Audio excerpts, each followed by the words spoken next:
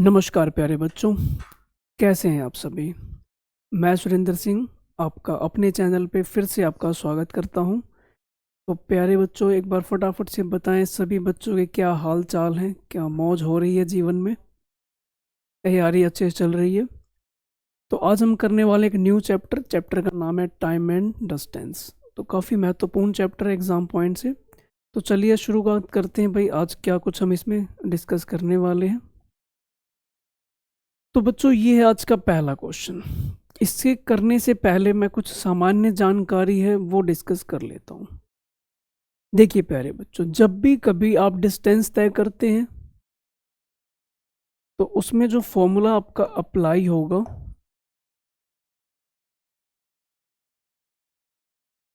Distance जो होता है वो किसके बराबर होता है, टाइम इनटू स्पीड के। ये एक बहुत सामान्य सा फॉर्मूला है जो अक्सर बच्चों ने सुना भी होगा, देखा भी होगा। अब हम इसे यूज कैसे करेंगे वो समझे। अगर मान लीजिए आप कार ड्राइव कर रहे हैं अपने, और कार में स्पीड आप देख पा रहे हैं सपोज 50 किलोमीटर पर आवर। ये कार में मान लीजिए भाई ये शो कर रहा है, जो कार का स्पीडोमीटर है वो ये दिखा रहा है। अब मैं ये कहता हूँ कि आपने 3 घंटे तक कार ड्राइव की है, तो आप सिंपल सा ये बताएं कि आपने कितनी दूरी तय कर ली होगी। तो आप कह सकते हैं कि आपने 150 किलोमीटर की दूरी तय कर ली होगी, ये इसका मतलब हुआ। ठीक है जी। तो ये डिस्टेंस जो है वो ये फॉर्मूला हम अप्लाई करते हैं और टाइम स्पीड और डिस्टेंस में ये रिलेशन होता है। ठीक है जी। एक बात तो ये थी जो समझने की थी। हम जनरली जो स्पीड मेज़र करते हैं, जनरली वो एक मेज़र करते हैं किलोमीटर पर आवर में, या फिर दूसरा तरीका हो सकता है मीटर पर सेकंड में। या तो हमें ये पता हो कि मैं 1 घंटे में कितने किलोमीटर जा रहा हूँ, या फिर 1 सेकंड में कितने मीटर जा रहा हूँ। तो मुझे ये दो चीज़ पता होनी चाहिए। ठीक है प्यारे बच्चों। तो ये स्पीड मेज़र करने के जनरली दो तरीके होते हैं, या तो किलोमीटर पर आवर या फिर मीटर पर सेकंड। इतनी बात याद रहेगी आप सभी को। चलिए, उसके बाद अगर हम बात करें ये स्पीड आ गया। अगर हम बात करें, मान लीजिए आपका डिस्टेंस फिक्स है। अगर मैं डिस्टेंस को फिक्स कर दूं, मैं ये कह दूं कि भाई मुझे अपने स्कूल से अपने घर जाना है, तो मेरा डिस्टेंस फिक्स है। अगर मैं टाइम को बढ़ाऊंगा, अपनी स्पीड को बढ़ाऊंगा, तो ऑब्वियस ही बात है टाइम में क्या आएगी, कमी आएगी। और अगर आपने स्पीड घटा दी तो आपका जो टाइम है वो क्या हो जाएगा, बढ़ जाएगा।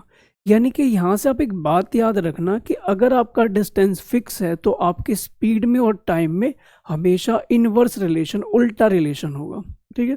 एक सामान्य सी बात, आप तेज़ गाड़ी चलाएंगे तो जल्दी पहुँचेंगे, ना धीरे गाड़ी चलाएंगे तो आप लेट पहुँचेंगे। ठीक है, ये चीज़ हमने पता है, कोई ऐसी बात नहीं, कोई मैंने नई चीज़ नहीं लिखी। ठीक है, बस ये कह लो कि फ़िलहाल मैथमेटिक्स की भाषा में हम लिख रहे हैं और सामान्य तौर पे सभी को पता ही है। क्या इतनी बात समझ में आती है? अच्छा जी।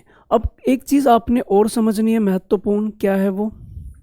तो अगर कभी आपसे कहा जाए कि आप किलोमीटर पर आवर में कोई चीज़ गिवन है स्पीड, और आप जानना चाहते हो कि ये मीटर पर सेकंड में कितने के बराबर है, तो आपने इसकी मल्टीप्लाई करनी होगी 5/18 से। और अगर आपको मीटर पर सेकंड गिवन है और आप जानना चाहते हैं किलोमीटर पर आवर, तो मुझे मल्टीप्लाई करनी होगी कितने से, 18/5 से। तो ये दो चीज़ें आपने ध्यान रखनी है जो काफ़ी महत्वपूर्ण है। किलोमीटर से मीटर पे जा रहे हैं तो छोटी वैल्यू ऊपर, बड़ी वैल्यू नीचे। अगर आप बड़ी यूनिट से छोटी यूनिट से बड़ी यूनिट पे जा रहे हो तो बड़ी वैल्यू ऊपर, छोटी वैल्यू नीचे। आप इस तरीके से इस चीज़ को याद रख सकते हैं। ठीक है प्यारे बच्चों। चलिए तो मैं एक क्वेश्चन देखता हूँ, पहला बड़ा ही सिंपल सा है। ठीक है, बहुत ही मामूली सा सवाल है। 54 किलोमीटर आप 6 घंटे में जाते हैं, तो बताओ क्या स्पीड रही होगी। तो आपको ये पता ही है कि भाई स्पीड जो है वो किसके बराबर होगा, डिस्टेंस अपॉन में टाइम। अब डिस्टेंस आपका 54 है, ये आपका 6 है, यानी कि कट करूँगा तो 9 किलोमीटर पर आवर। क्योंकि आपको किलोमीटर पर आवर में ही बातें गिवन थी, इसलिए हम इसकी यूनिट किलोमीटर पर आवर ही रखेंगे। क्या ये बात समझ में आई? बहुत छोटा सा क्वेश्चन था, सिर्फ समझाने मात्र था। अगला क्वेश्चन क्या कहा इन्होंने, 54 किलोमीटर 6 घंटे में, तो बताओ चाल क्या है, वो भी मीटर पर सेकंड में। तो भाई क्या स्पीड रही होगी वो निकालते हैं। 54 किलोमीटर 6 घंटे में। अब ये जब मैंने सोल्व किया तो ये मेरा आंसर आएगा किलोमीटर पर आवर में, पर मुझे किस में निकालना है, मीटर पर सेकंड में। तो 5/18 से मल्टीप्लाई, ये इससे कट करेंगे तो क्या आएगा, 2.5 मीटर पर सेकंड। यहाँ पे मैं आपको एक चीज़ और बता दूं, कहीं पर भी अगर ऐसा लिखा है कि 18 किलोमीटर पर आवर है, तो आप इसे याद रखें कि आप 5 मीटर पर सेकंड बोल सकते हैं बिना किसी प्रॉब्लम के। अगर कहीं पे आपको दिख रहा है कि 18 किलोमीटर है, तो आप सीधा सीधा लिख दो कि हाँ ये 5 मीटर पर सेकंड होगा। अगर मैं कह दूं कि 18 की जगह 9 है, तो क्या आप इसका हाफ कर रहे हो, तो 5 का भी आधा क्या कह सकते हो, 2.5। यहाँ भी वही चीज़ थी, जब मैंने कट किया तो मैंने देखा कि ये 9 है। 18 अगर 5 के बराबर है तो 9 कितने के बराबर होगा, 2.5 के। यानी कि ऑप्शन नंबर ए यहाँ पर करेक्ट होगा। इतनी बात क्लियर है सभी को? चलें आगे। ओके प्यारे बच्चों, ये भाई 1/2 यहाँ किसी काम का नहीं है। इसने क्या कहा, 225 किलोमीटर 2.5 घंटे में, तो चाल मीटर प्रति सेकंड क्या होगी। तो हमने अगेन डिवाइड किया, 225 को हमने डिवाइड कर दिया 2.5 से। तो इसे जब मैंने डिवाइड किया तो मेरी स्पीड आई है 90 किलोमीटर पर आवर। हाँ जी प्यारे बच्चों, बात समझ में आती है। अब 90 किलोमीटर पर आवर है, मुझे जानना है मीटर पर सेकंड। तो 5/18 से मल्टीप्लाई, तो 5 गुना 5 क्या हो जाएगा, 25 मीटर पर सेकंड। यानी कि ऑप्शन नंबर डी आपका यहाँ पर करेक्ट होगा। कोई परेशानी नहीं प्यारे बच्चों। चलो जी अगले सवाल पे आते हैं। क्या कहा गया, एक निश्चित दूरी को तय करने में ए को बी से 20 मिनट अधिक समय लगता है यदि उनकी चाल का अनुपात क्या है, 3:4 है। इन्होंने कहा कि जो स्पीड रेशो है ए और बी की, वो है 3:4। अगर मैं इसे रिवर्स कर दूं तो मेरी टाइमिंग रेशो क्या हो जाएगी, तो आप कहेंगे 4:3 टाइमिंग आ जाएगी। अब इसने कहा ए को जो है बी से कितना अधिक लगता है, तो यहाँ पे आप देख पा रहे हैं कि जो ए है वो 4 है, बी 3 है, एक अधिक है। वो एक कितने के बराबर है, तो 30 मिनट के बराबर है। तो ए ने कितना वक्त लिया होगा, तो भाई ए ने 4 वक्त लिया, तो 4 की वैल्यू क्या हो जाएगी, तो आप मल्टीप्लाई कर देंगे 120 मिनट, यानी कि 2 घंटे। ऑप्शन नंबर सी करेक्ट होगा। क्या मेरे प्यारे बच्चों को समझ में आ रहा है? किसी प्रकार की कोई दिक्कत तो नहीं, इसमें बता सकते हैं अगर कोई परेशानी है तो, नहीं तो फिर हम आगे बढ़ते हैं। चलिए फिर अगले सवाल की ओर बढ़ते हैं। 2 ट्रेन के चाल का जो अनुपात है वो 6:7 है। ठीक है भाई, ये भाई स्पीड रेशो गिवन है, ये पहली ट्रेन है, ये दूसरी ट्रेन है। स्पीड की बात करें तो ये 6:7 है। दूसरी ट्रेन जो है, इसके बारे में क्या कहा गया, इसके बारे में कहा गया कि 364 किलोमीटर कितने घंटे में जा रही है, तो ये 4 घंटे में। क्या आप मुझे इसकी स्पीड बता सकते हैं? तो इसकी जो स्पीड आएगी, अगर मैं इनको डिवाइड कर दूं तो 91 आ रही है। ठीक है, यानी कि 7 की वैल्यू कितने के बराबर है, तो आप कहेंगे 91 के। कितने गुना है, तो ये 13 गुना। तो हमें इसकी वैल्यू पता लगानी है, इसका भी 13 गुना क्या हो जाएगा, तो आप कहेंगे 78, यानी कि ऑप्शन नंबर सी। क्योंकि ये रेशो भी यहाँ पे किसका था भाई, स्पीड का, और आपसे पूछ भी रखा था स्पीड का, तो यही रेशो से मेरा काम हो गया। बड़े ही आसान से सवाल हैं, छोटे छोटे हैं बट थोड़े से टेक्निकल लग सकते हैं आपको, बट आप प्यार से समझते जाएं, मुझे नहीं लगता कोई परेशानी आने वाली है। एक आदमी अपनी चाल के 3/5 की चाल से चलता है, यानी कि इसका मतलब ये हुआ, स्पीड की अगर हम बात करें तो ओरिजिनल एक तरफ लिखा मैंने, और वो जो यूज कर रहा है वो मैंने एक तरफ। तो इसने कहा कि अपनी चाल के 3/5 से चल रहा है। इसका मतलब ये हुआ कि अगर उसकी रफ्तार 5 है तो वो यूज तो 3 ही कर रहा है। अगर उसकी रफ्तार 5 है तो वो यूज़ कितना कर रहा है, 3 यूज़ कर रहा है, ठीक है। और अगर मैं इसे रिवर्स कर दूं तो टाइमिंग रेशो क्या हो जाएगी, तो आप कहेंगे 3:5 हो जाएगी।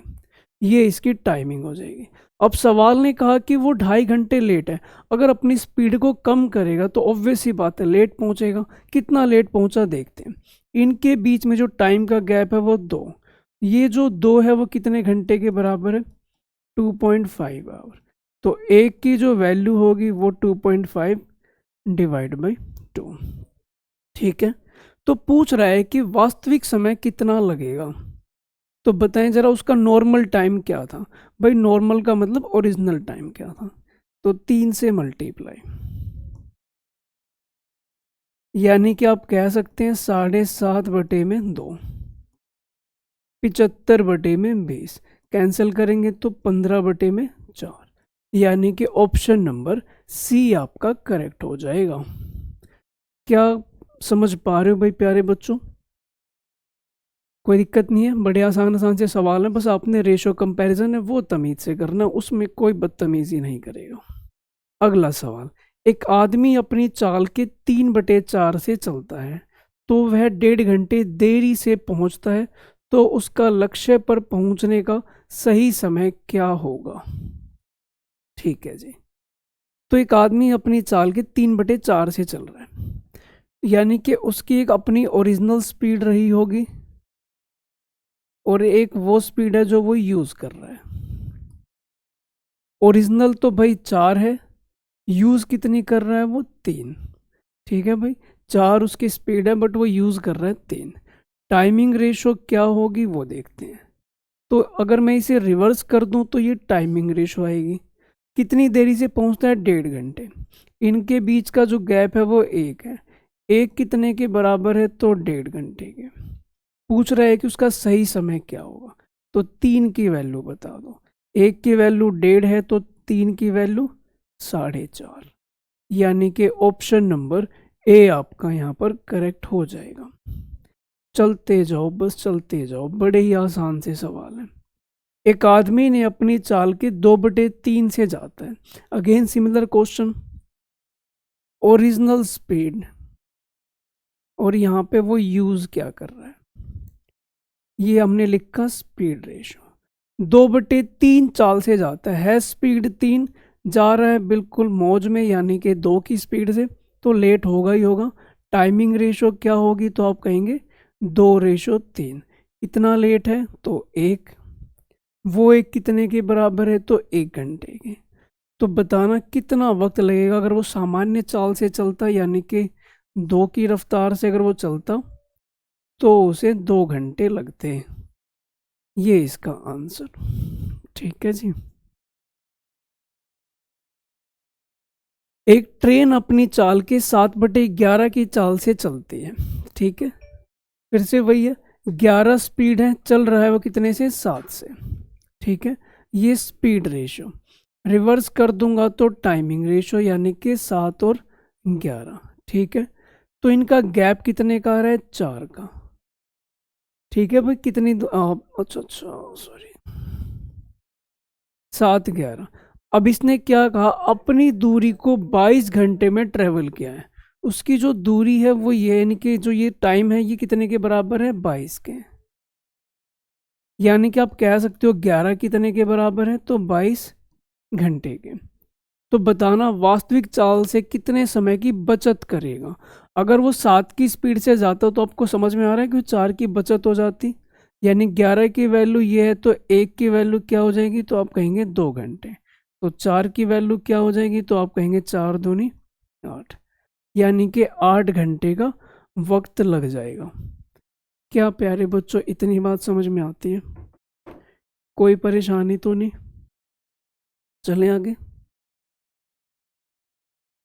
चलो जी आगे बढ़ते हैं। क्या कहा गया, एक आदमी स्थान x से y तक 55 किलोमीटर की चाल से चलता है यानी कि x से y 55 की स्पीड से अगर मैं जाता हूँ, कितनी देर में जाता हूँ, तो 4 घंटे में।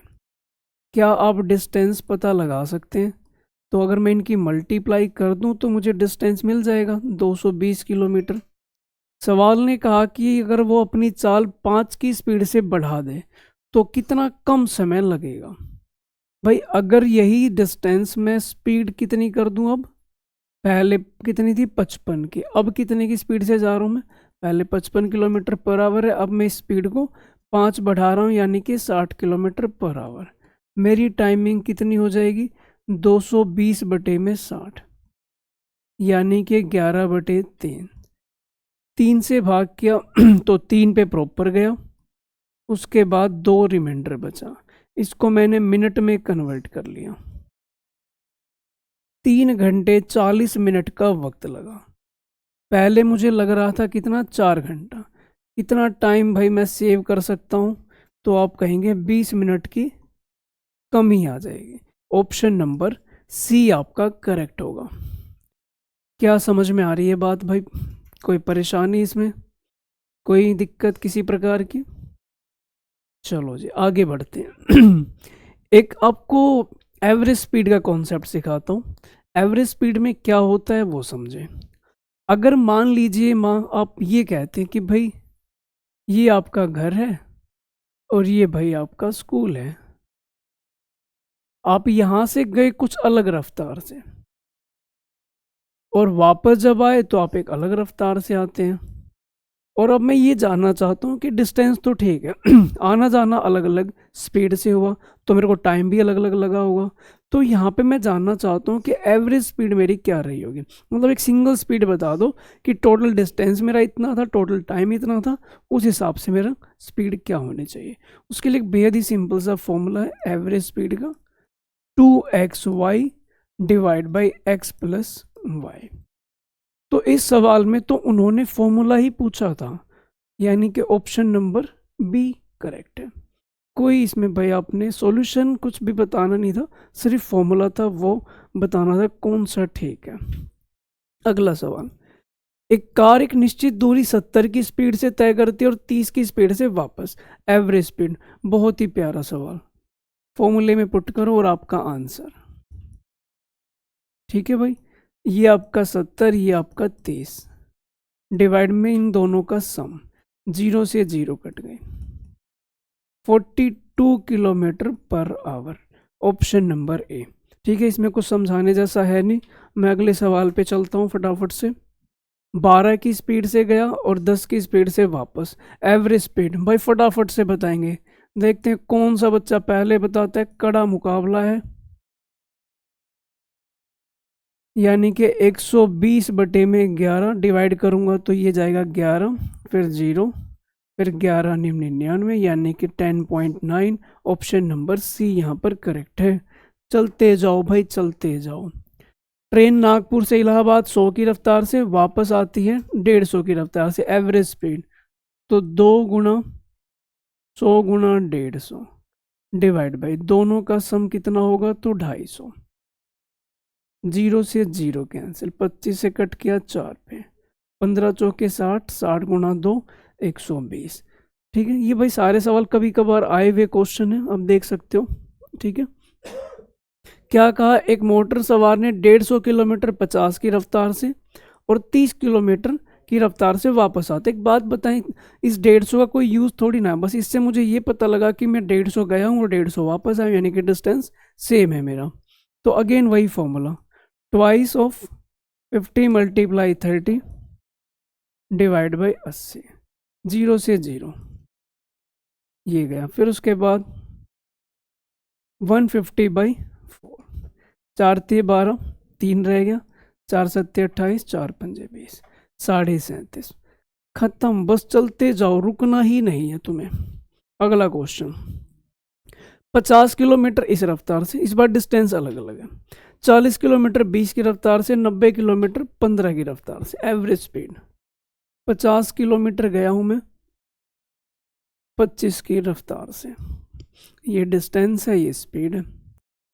अगली बार गया हूं मैं भाई 40 किलोमीटर 20 की रफ्तार से, 90 किलोमीटर 15 की रफ्तार से। कितना टाइम लगा होगा यहाँ पे, 2 घंटे। इसको भाग करूंगा तो 2 घंटे और इसको भाग करूंगा तो 6 घंटे। कुल मिला के मुझे 10 घंटे लग चुके हैं। और मैं यहाँ पे अगर बात करूँ कितना डिस्टेंस है, तो आप कहेंगे 180 kilometre. Total distance upon total time. Average speed क्या रही होगी, तो 180 बटे में 10, क्या आ जाएगा आपका आंसर 18। ये इसका आंसर। तो जहाँ पे आपको अलग अलग से डिस्टेंस दिखता है तो भाई आपने वो इंडिविजुअली फाइंड कर लीजिए कि आपको वक्त कितना लगा, आपने डिस्टेंस कितना ट्रेवल किया, बस इतना काम था इसमें। ये आपका अगला सवाल देखें क्या है इसमें। तो इसने कहा कि एक आदमी 24 किलोमीटर 6 की स्पीड से, 24 फिर 8 की स्पीड से, 24 फिर 12 की स्पीड से, तो औसत चाल क्या होगी पता लगाते हैं। 24 6 की रफ्तार, फिर 24 8 की रफ्तार, फिर 24 12 की रफ्तार, ये डिस्टेंस ये स्पीड, कितना टाइम लगा होगा, तो आप कहेंगे 4 घंटे, 3 घंटे, 2 घंटे, यानी कि 9 घंटे का मुझे टोटल वक्त लगा है। और डिस्टेंस की बात करें तो 72 किलोमीटर। एवरेज स्पीड तो 72/9 यानी कि 8 kilometre per hour. Option number B आपका करेक्ट हो जाएगा। कोई परेशानी, कोई दुविधा? चलो जी आगे बढ़ते हैं। Question number 18। क्वेश्चन नंबर 18 में क्या कहा गया, एक लड़का 10 किलोमीटर की दूरी को 12 की स्पीड से तय करता है। 10 किलोमीटर स्पीड है 12, फिर 12 किलोमीटर स्पीड है 10। हमें पता लगाना उसकी औसत चाल क्या होगी। चलिए देखते हैं। अगर मैं यहाँ पे टाइम की बात करूँ तो कितना टाइम लगा होगा, तो आप कहेंगे 10/12। यहाँ पे बात करूँ तो कितना टाइम लगा होगा, 12/10। दोनों को जोड़ना पड़ेगा मुझे पहले, तो 10/12 और 12/10। एलसीएम अगर हम लेते हैं तो कितना आएगा 60, तो ये आ जाएगा 50, ये आ जाएगा 72, कुल मिला के 122/60। डिस्टेंस कितना है, तो आप कहेंगे 22। बस एवरेज स्पीड निकालते हैं, 22 ऊपर और 122, 60 कहाँ चला जाएगा ऊपर, 2 से कट किया ये गया, कुल मिला के ये आया 660/61। अब बताएं क्या आएगा भाग करके। अगर हम इसे भाग करते हैं तो मैंने क्या किया, 660 को मैंने ब्रेक कर लिया ऐसे, ऊपर वाली वैल्यू को 610 लिखा, एक बार 61 इसके नीचे, एक बार इसके नीचे, तो ये तो समझ में आ गया 10 पॉइंट समथिंग आंसर होगा। अब 10 तो है, यानी कि ए और बी में से कोई आंसर छुपा हुआ है। अब मैंने देखा 61 या तो 0.4 होगा या फिर 0.8 होगा। अब 61 का आधा भी होगा तो 30 से तो ज़्यादा ही होगा, यानी कि 50 ऊपर है और 61 नीचे है। तो मान लीजिए अगर ये 60 होता, इसका आधा हुआ ऊपर 30, लेकिन 30 से वो ज़्यादा है। 30 से ज़्यादा होने का मतलब है 0.5 से ज़्यादा आंसर होगा। 0.5 से ज़्यादा आंसर किस में है, बी ऑप्शन में। 10 तो होगा ही होगा। हमें ये और देखना था कि जो बाकी का हिस्सा है ये 0.5 से ऊपर जाएगा। ये 0.4 है, ये 0.8 है, तो भाई बी ऑप्शन आपका करेक्ट हो जाएगा। ठीक है प्यारे बच्चों, इतनी बात समझ में आई। अगला देखें जरा क्या कहा गया। एक यात्रा का 1/3 हिस्सा 25 की रफ्तार से, 1/4 30 की रफ्तार से और शेष भाग जो है वो 50 की रफ्तार से चलते हैं, तो पूरी यात्रा में औसत चाल क्या रहा होगा ये आपने पता लगाना है। ठीक है जी, 1/3 भाग, फिर है उसके बाद 1/4 भाग। तो जब ये फ्रैक्शन आ जाएगा तो आप क्या करोगे, एक नंबर एज्यूम कर लोगे। मैंने कहा लेट डिस्टेंस, 4 और 3 का एलसीएम 12 यूनिट। जब मैं पहली बार गया 1/3, 1/3 का मतलब 4 यूनिट, कितनी रफ्तार से गया, तो 25 की रफ्तार से। अगली बार 1/4 मतलब कि 3 यूनिट, कितनी रफ्तार से, तो आप कहेंगे 30 की रफ्तार से। बाकी फिर बचा हुआ यानी कि 5 जो है वो कितनी रफ्तार से, 50 की रफ्तार से। क्या ये बात समझ में आई? अब हम इस सवाल को करेंगे कैसे, ये डिस्टेंस जो मैंने एज्यूम किया ये मेरी स्पीड है। ठीक, मैं एक काम करता हूँ, इस बार स्पीड को का एलसीएम ले लेता हूँ। ठीक है, ये मेथड आप समझना। आपने स्पीड का लिया एलसीएम, 25 से कितने पे जाएगा, 6 पे, 3 से कितने पे जाएगा, 5 पे, और ये कितने पे जाएगा, 3 पे। अब यहाँ पे आपको टाइम लग रहा है एक तरीके से, स्पीड को ही आपने डिस्टेंस भाग दिया, तो ये आपका क्या आ जाएगा, टाइम। अब क्योंकि यहाँ पे जो टाइम 6 है, आप 4 यूनिट डिस्टेंस ट्रेवल कर रहे थे तो 4 से मल्टीप्लाई, ये 3 कर रहे थे इसलिए 3 से मल्टीप्लाई, यहाँ 5 यूनिट है इसलिए 5 से मल्टीप्लाई। अगर मैं इनको जोड़ूं 5 या 15, 15 30, 30 और ये 24, यानी कि 54 आ जाएगा। अब 150 ये डिस्टेंस है और कितने गुना यूनिट है ये 12, तो 12 से गुणा करेंगे। ये आपका टोटल डिस्टेंस, ये आपका टोटल टाइम है 54, भाग कर दीजिए 6 दूनी 12, 6 नीम 54, 100/3 यानी कि 33 सही, 1/3। ऑप्शन नंबर आपका यहाँ पे बी करेक्ट हो जाएगा। कोई परेशानी, कोई दुविधा, कोई दिक्कत तो नहीं यहाँ तक? चले आगे भाई, क्वेश्चन नंबर 20 की बात करते हैं। देखें भाई क्या कुछ है इसमें। कोलकाता की यात्रा एक टैक्सी के औसत चाल 50 की है और